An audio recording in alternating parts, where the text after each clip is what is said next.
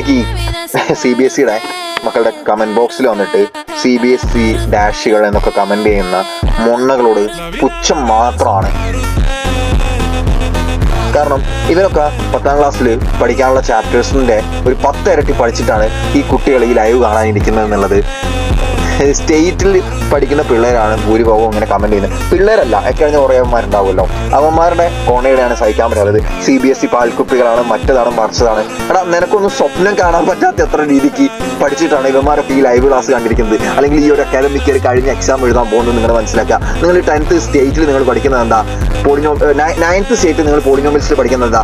ആകെ ഒരു പോളിനോമിയൽ എന്താണെന്ന് പഠിക്കുന്നുണ്ട്, P(1) P(2) കണ്ടുപിടിക്കാനും പഠിക്കുന്നുണ്ട്. ഞാൻ 9th സ്റ്റേറ്റിൻ്റെ ക്ലാസ് എടുക്കുന്നത് സൈലത്തിൽ, എനിക്കറിയാം അവിടെ എന്താ പഠിപ്പിക്കുന്നതെന്ന്. അറ്റ് സെയിം ടൈം 5 മണിക്കൂറിൻ്റെ ലൈവ് കണ്ടാലും തീരാത്തിത്ര 9th CBSE ഇവന്മാർ പഠിക്കുന്നുണ്ട്. എന്നിട്ടാണ് ഇവർ 10th വരുന്നത്. അതായത് നിങ്ങൾക്ക് സ്റ്റേറ്റിൽ 10th പഠിക്കാനുള്ളതിൻ്റെ 10 ഇരട്ടി ഇവർക്ക് 9th പഠിക്കാനുണ്ട്.